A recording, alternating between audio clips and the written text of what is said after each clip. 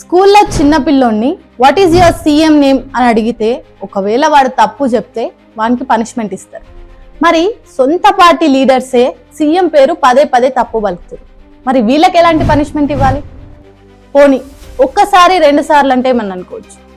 పదే పదే ఒక్కరా ఇద్దరా అంటే అది కాదు, ఒకరిని చూసి మరొకరు ఒకరికొకరు సీఎం పేరు తప్పు పలుకుతారు. అది కూడా సీఎం పేరు కిరణ్ కుమార్ రెడ్డి అని చెప్తారు. సొంత పార్టీలే ఇట్లా సీఎం పేరు పదే పదే తప్పు పలికితే ఏందన్నట్టు? సీఎం రేవంత్ రెడ్డికి సొంత పార్టీలనే కలహాలు ఉన్నాయని గుసగుసలు వినిపిస్తాయి. టాక్ కూడా నడుస్తుంది గట్టిగానే. జూపల్లి కృష్ణారావు గాని జగ్గారెడ్డి గాని సొంత పార్టీ లీడర్సే సీఎం పేరు పదే పదే తప్పు పలుకుతారు.